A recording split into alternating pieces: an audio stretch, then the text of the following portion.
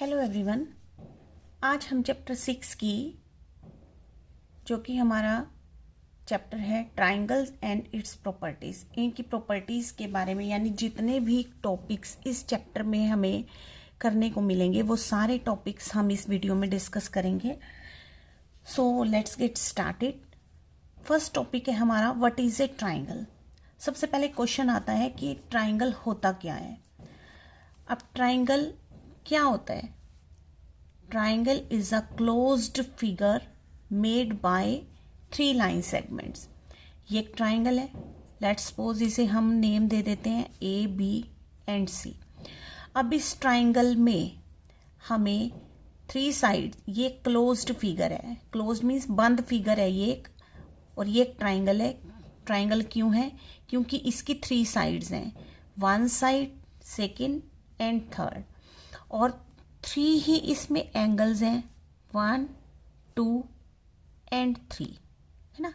3 sides हो गई, 3 angles हो गए, और 3 ही वर्टिसेस हैं, कॉर्नर्स हैं। ये हमारे कॉर्नर्स होते हैं, इन्हें कहते हैं हम कॉर्नर्स। ठीक है। सो अब हमें इस ट्राइंगल का, ये हमारे पास जो ट्राइंगल ABC है, इसका नेम क्या, कैसे लिखेंगे हम, इसका नेम क्या है? अब ट्राइंगल का नेम देखो, ये वर्टेक्स है, इन वर्टेक्स से इस ट्राइंगल का नेम है, तो ट्राइंगल का नेम हुआ ABC। ट्राइंगल ABC भी लिख सकते हैं, इस वर्टेक्स से भी स्टार्ट कर सकते हैं हम, ट्राइंगल BCA भी लिख सकते हैं, और इस वर्टेक्स से भी स्टार्ट कर सकते हैं, ट्राइंगल CAB। तो हम तीनों में से किसी तरीके से भी इसका नेम लिख सकते हैं, किसी भी वर्टेक्स से लेकर। अब हम अगर इस वर्टेक्स से लेते हैं तो इसका नेम हो गया हमारे पास ट्राइंगल ABC। ठीक है। इसे हम ट्राइंगल BCA और CAB भी लिख सकते हैं। ठीक है। साइड्स कौन सी हो गई? अब इसकी साइड्स कौन सी हैं? अब ये साइड है हमारे पास AB। ठीक है। तो AB साइड्स, 3 साइड्स हो गई ना, एक ये हो गई, एक ये हो गई, एक ये हो गई, 3 साइड्स हैं, तो AB। अब इसके ऊपर हम लाइन सेगमेंट का साइन लगा देते हैं। अब लाइन सेगमेंट क्यों? क्योंकि पॉइंट से पॉइंट तक हमारा लाइन सेगमेंट ही होता है, और ये भी पॉइंट है, ये भी पॉइंट है, तो इसका मतलब ये एक लाइन सेगमेंट है ना। और AB साइड हो गई। दूसरी साइड क्या है इसकी? BC है। और तीसरी साइड क्या है? CA है। करेक्ट। ये इसकी 3 साइड्स हो गई। अब हमें इसमें एंगल्स बताने हैं। एंगल्स कौन से हैं? अब इसमें हमें एंगल जो है वो नजर आ रहे हैं। देखो, एंगल A है, ये एंगल है ना, ये एंगल B है, और ये एंगल C है। तो हम एंगल्स के नेम भी लिख देते हैं। एंगल A, ये एंगल का साइन होता है, एंगल B और एंगल C। ठीक है। अब हम जो ये एंगल्स लिखते हैं, इनको हम ऐसे भी लिख सकते हैं। एंगल, अगर हम एंगल B को लेते हैं तो हम इसे लिख सकते हैं एंगल ABC। ठीक है ना। तो ये देखो, एंगल ABC। अब ये जो इसमें ये बीच में है ना, ये एंगल काउंट होता है, तो इसका मतलब हमने, हमारा जो बीच में है वो एंगल B है। अब ठीक है, तो हमने ये एंगल B को ऐसे हम दोनों तरीके से इसे लिख सकते हैं। करेक्ट। वर्टिसेस, कॉर्नर्स कौन से होते हैं? जो ये कॉर्नर्स हैं, जहां पे ये पॉइंट बने हुए, ये कॉर्नर्स हैं इनके ट्राइंगल के। तो इसको लिख देते हैं A। एक तो वर्टेक्स A हो गया, वर्टेक्स भी कहते हैं, वर्टिसेस भी कहते हैं, फिर B हो गया, एंड फिर C हो गया। यानी कि ए triangle has 3 sides, 3 angles, 3 vertices. Okay. तो हमारे पास ये हो गया ट्राइंगल। उसके बाद सेकंड टॉपिक आता है हमारा टाइप्स ऑफ ट्राइंगल्स। अब ये ट्राइंगल्स जो हैं, ये इनके टाइप्स भी होते हैं, अलग अलग टाइप्स के होते हैं। एक तो होते हैं अकॉर्डिंग टू साइड्स, किस, जब हमें साइड्स दी हो ट्राइंगल की तो हम उन्हें क्या नेम देंगे। और अकॉर्डिंग टू एंगल्स, अगर हमें एंगल्स के दिए हो तो हम उन्हें क्या नाम देंगे। तो सबसे पहले साइड्स को देखते हैं। अकॉर्डिंग टू साइड्स में एक ट्राइंगल बना हुआ है, इसमें ये 3 साइड्स जो हैं ये दी हुई है, लेकिन तीनों ही डिफरेंट हैं, अलग अलग हैं। 4x 6 एंड 5 है। तो जब तीनों साइड्स डिफरेंट होती हैं तो वो होता है स्केलिन ट्राइंगल। ये ट्राइंगल का साइन होता है, ठीक है, स्केलिन ट्राइंगल।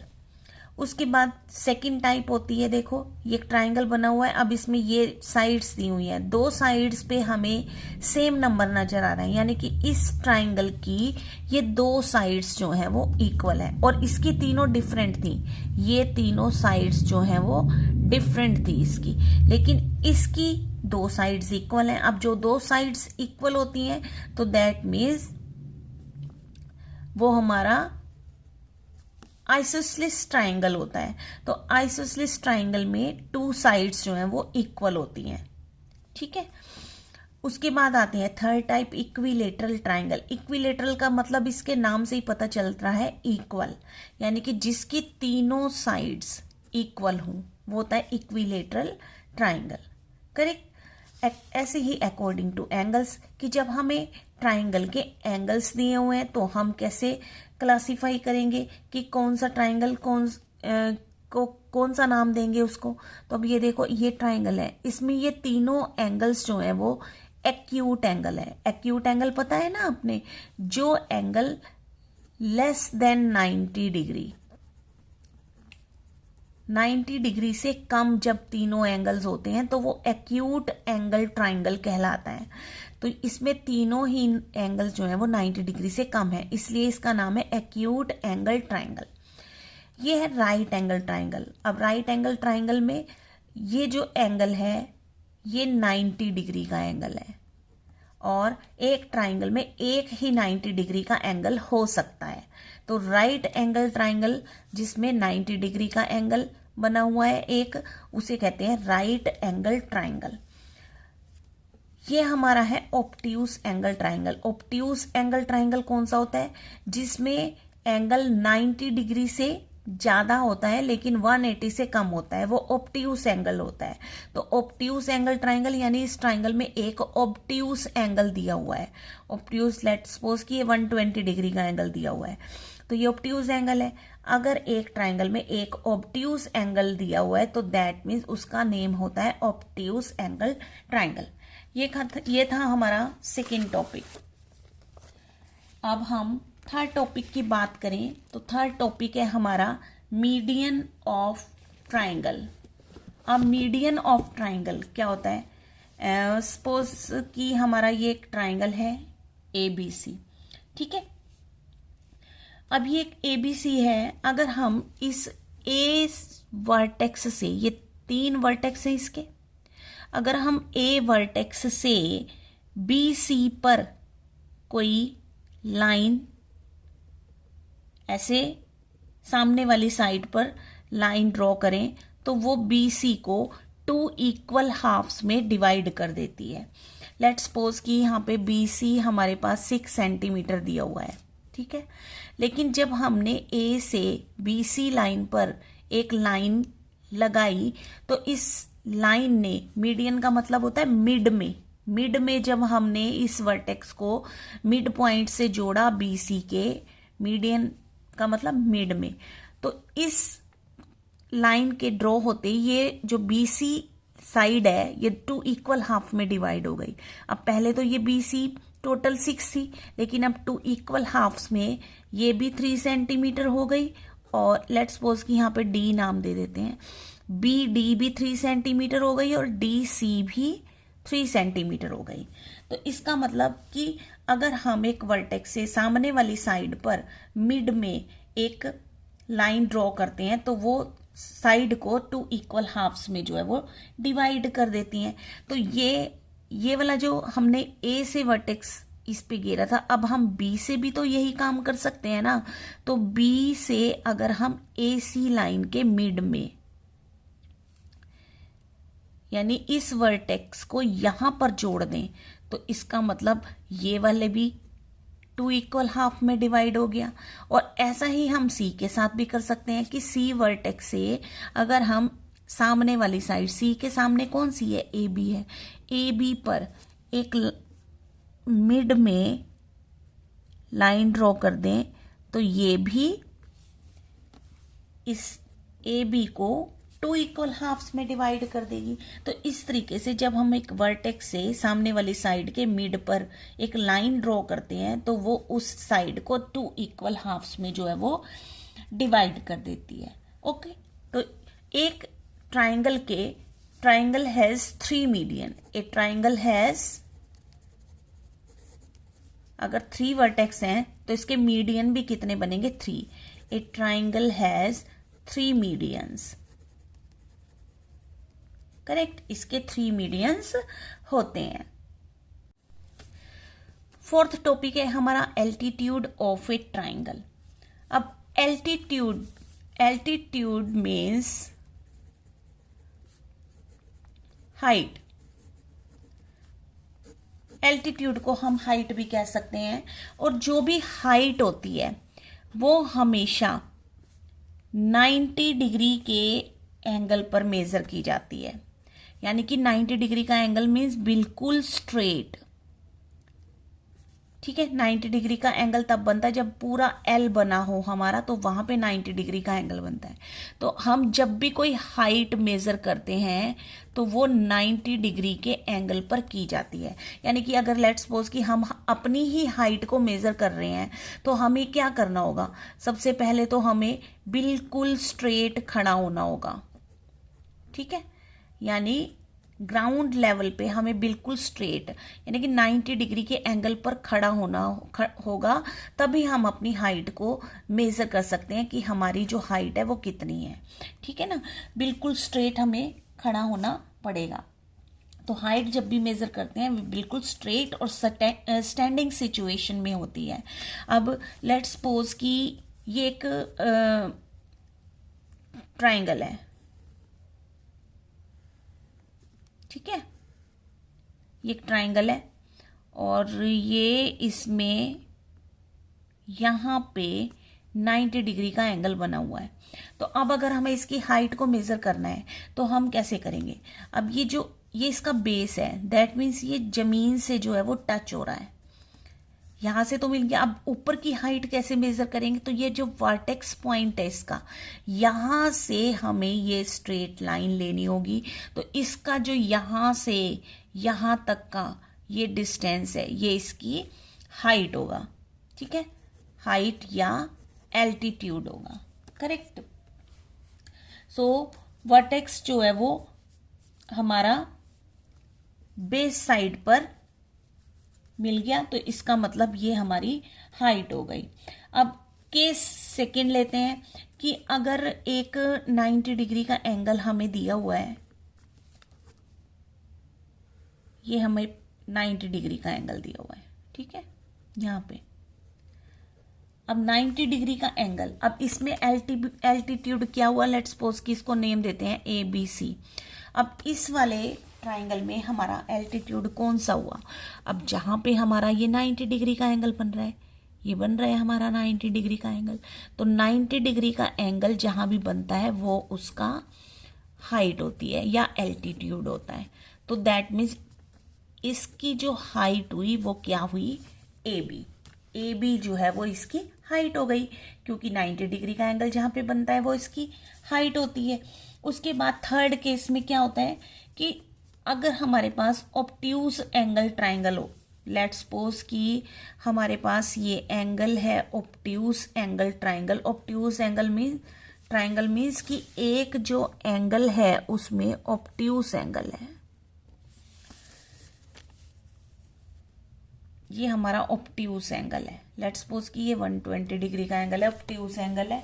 ऑब्ट्यूज एंगल जो होता है वो बाहर की तरफ होता है, और ये देखो इसमें एल्टीट्यूड जो है वो हमारा अंदर की तरफ है इसमें, और इसमें भी ये ऑलरेडी 90 डिग्री का एंगल बना हुआ है। ऑब्ट्यूज एंगल में अभी जरूरी नहीं है कि एल्टीट्यूड अंदर ही हो, एल्टीट्यूड बाहर भी हो सकता है। एल्टीट्यूड अंदर और बाहर दोनों तरफ हो सकता है। तो अब इसमें इसकी हाइट को कैसे मेजर करेंगे? सबसे पहले तो ये बेस लाइन है हमारी, यानी ये जो ट्राइंगल है ये बेस जमीन पर इस तरीके से है, उसकी हाइट। अब हाइट कैसे मेजर करते हैं? तो ये वर्टेक्स पॉइंट इसका ये है, यहाँ है। तो इसकी हाइट को मेजर करने के लिए हमें यहाँ पर एक स्ट्रेट लाइन ड्रॉ करनी पड़ेगी। अब यहाँ पर ये एंगल बनेगा हमारे पास 90 डिग्री का, और बस यही जो है वो इसकी हाइट होगा। ठीक है, सो इसके लिए ऑब्ट्यूज एंगल में हमेशा जब भी एल्टीट्यूड बनेगा तो वो बाहर की तरफ बनेगा हमारा। करेक्ट। फिफ्थ टॉपिक है हमारा exterior angle of a triangle and it's property. Exterior angle, triangle का एक्सटीरियर एंगल क्या होता है और इसकी प्रॉपर्टी क्या होती है। तो first of all let's suppose कि ये हमारे पास एक ट्राइंगल है और इस ट्राइंगल का, और अगर हम इसकी एक साइड को एक्सटेंड कर देते हैं, ये हमने एक्सटेंड कर दिया, तो अब एक्सटेंड करने के बाद यहां पर ये ट्राइंगल है और ट्राइंगल में 3 एंगल्स होते हैं अंदर, ये 3 एंगल्स हो गए इसके। लेकिन अब जब हमने इस लाइन को एक्सटेंड कर दिया तो एक एंगल ये भी बन गया, जहां पे वर्टेक्स और 2 लाइंस आर्म्स जुड़ जाती हैं, वहां पे एक एंगल बन जाता है। तो इसे कहते हैं exterior angle of a triangle. क्योंकि ये ट्राइंगल के बाहर है इसलिए इसे एक्सटीरियर एंगल कहते हैं। अब एक्सटीरियर एंगल में होता क्या है कि ये एक्सटीरियर एंगल जो होता है ना, ये इक्वल होता है, ये जो एक्सटीरियर एंगल है इसके सामने, जो ट्राइंगल के अंदर सामने वाले जो 2 एंगल्स होते हैं उनका सम जो है वो इसके इक्वल होता है। अब इसकी प्रॉपर्टी होती है कि एक्सटीरियर एंगल इक्वल होता है sum of 2 opposite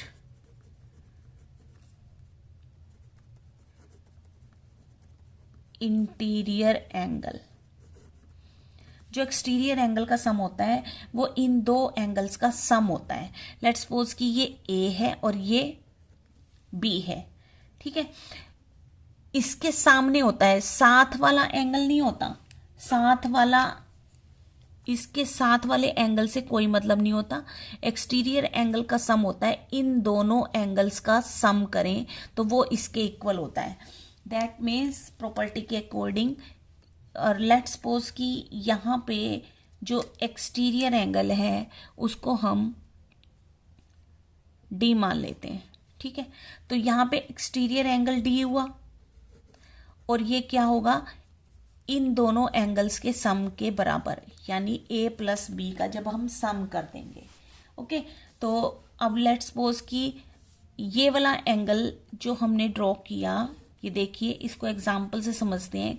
let's suppose कि ये एंगल हमारे पास 130 डिग्री है। ठीक है, ये एक्सटीरियर एंगल 130 डिग्री है। अब इस 130 डिग्री एंगल से अब अगर हम देखें, ये हमारे पास 70 डिग्री का एंगल दिया हुआ है और ये दिया हुआ है x। तो हमें बताना है कि जो हमारा x है वो कितना हुआ। तो सिंपल एक क्वेश्चन तो हमें ऐसे आ सकता है कि इनमें एक में x दे दिया, तो हम क्या करेंगे, हमें पता है एक्सटीरियर एंगल का जो एक्सटीरियर एंगल किसके इक्वल होता है, sum of 2 interior opposite angles, यानी x plus 70 degree is equal होगा 130 डिग्री के, है ना। तो यहां से x की वैल्यू निकालने के लिए हमें क्या करना पड़ेगा, 130 डिग्री में से 70 को माइनस करना पड़ेगा। तो x में 130 में से जब हम माइनस करेंगे तो ये आ जाएगा हमारे पास 60 डिग्री। तो दैट मीन्स x की वैल्यू हमारे पास कितनी आ गई, 60 डिग्री, है ना। x की वैल्यू यहाँ पे हमारे पास 60 डिग्री आ गई। तो अब अगर हम इन दोनों का सम करें 70 प्लस 60 तो वो किसके इक्वल आएगा, 130 डिग्री के इक्वल होगा। और दूसरा सम वो ऐसे भी दे सकता है, हमें क्वेश्चन ऐसे भी आ सकता है हमें कि हमें एक्सटीरियर एंगल जो है वो फाइंड आउट करना है, और जबकि आपको ये एंगल दिए हैं 70 डिग्री और ये दिया है 60 डिग्री। तो आप कैसे करेंगे, अब as we know exterior angle sum of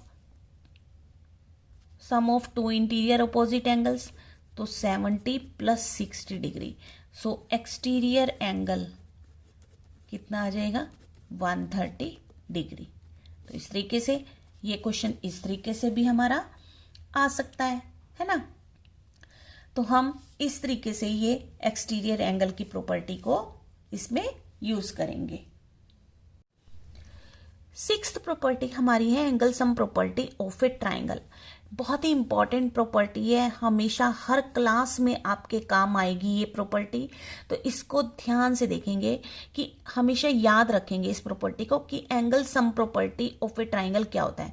angle sum property होती है कि ये जो ट्राइंगल होता है, लेट्स सपोज कि ये ट्राइंगल है, ठीक है, और इसके 3 एंगल्स हैं।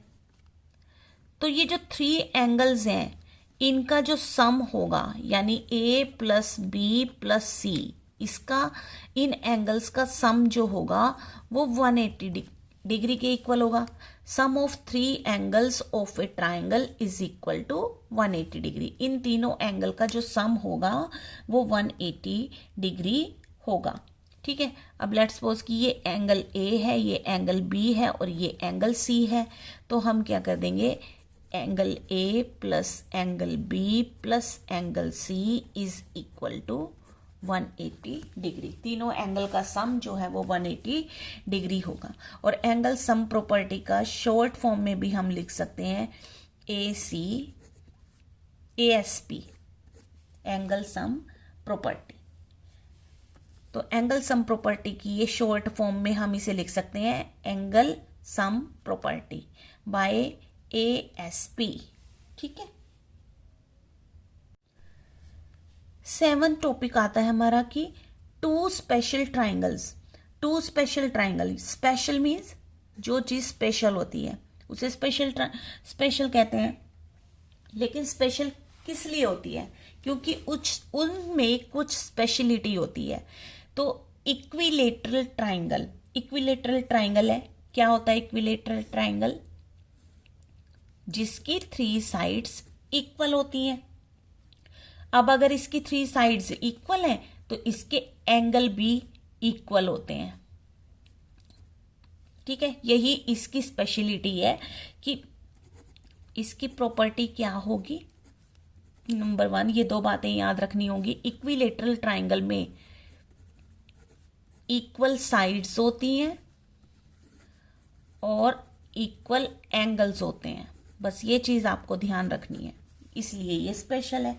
अब आइसोसेलेस ट्राइंगल में देखें, सबसे पहले तो आइसोसेलेस ट्राइंगल होता क्या है।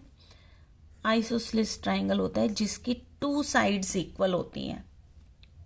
अब जब 2 साइड्स इक्वल होती हैं तो जो इक्वल साइड्स हैं उनके जो सामने एंगल्स हैं, सामने मीन्स उनके अपोजिट जो एंगल्स हैं वो भी इक्वल होते हैं। अगर एक एक्स है तो दूसरा भी एक्स होगा। तो यही इसकी स्पेशलिटी होती है, यानी कि अगर 2 साइड्स इक्वल हैं, है ना, 2 साइड्स इक्वल होती हैं।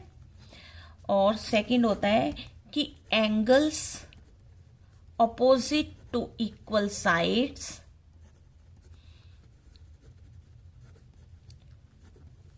आर आल्सो इक्वल, यानी कि जो 2 साइड्स इक्वल हैं उसके जो अपोजिट एंगल्स हैं वो भी हमेशा इक्वल होंगे, करेक्ट। एक टॉपिक है sum of the length of 2 sides of a triangle. अब ये एक ट्राइंगल है,